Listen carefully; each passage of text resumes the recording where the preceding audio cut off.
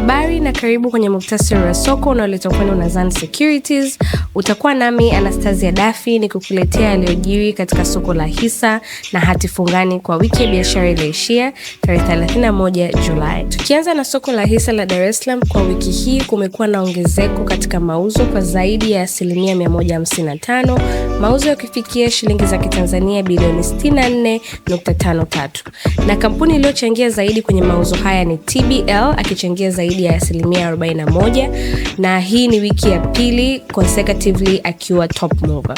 Kampuni zingine zilizokuwa top movers kwa wiki iliyopita ni kama vile NMB akichangia 34.43, na CRDB, a very common top mover, alichangia soko kwa 9.85, pamoja na Vodacom ambaye alikuwa na mchango wa 8.54. Na tukihamia katika kampuni zilizopanda bei, yani top gainers, tuna Tanga Cement aliongezeka thamani kwa 33.54 akifunga wiki kwa bei ya 4340. Vodacom naye alikuwa top gainer akiongezeka thamani kwa 21.21 akifunga wiki kwa bei ya 1000 kwa hisa moja. Swiss naye alikuwa top gainer akifunga wiki kwa bei ya 2660 sawa na ongezeko la 12.71, na NMB alifunga wiki kwa bei ya 17580 sawa na ongezeko la 4.96. Hisa zilizoshuka thamani kwa wiki iliyopita, yani top losers, ni kama vile Mwalimu Commercial Bank akipungua thamani kwa zaidi ya 53% na kufunga wiki kwa bei ya 310. Precision Air naye alipungua thamani kwa 11.11 na kufunga wiki kwa bei ya 320.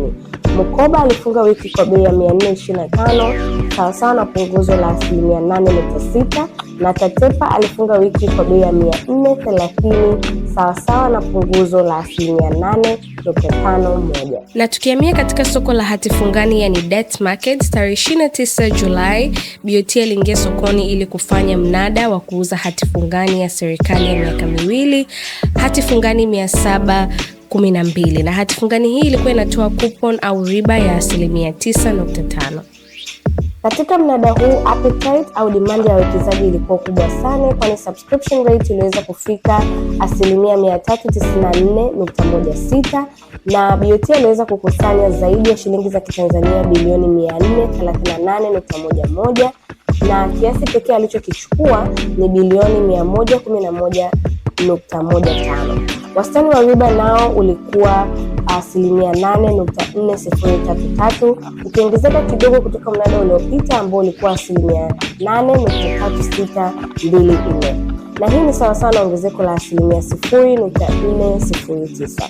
Tukiamia kwenye bei elekezi au minimum successful price, pia iliongezeka kidogo sana kutoka 101.0956 mpaka kufikia 101.1680. Na tukimalizia na soko la upili na secondary market, mauzo katika soko hili yaliweza kufika shilingi za Kitanzania bilioni 84.22 yakishuka kwa 20.11 kutoka shilingi za Kitanzania bilioni 105.42, na idadi ya miamala ambayo ilikuwa kwenye hati fungani hii ni 155, ambao ni sawa na upungufu wa 39.22 kutoka wiki iliyopita, ambapo idadi ya miamala ilikuwa around 250.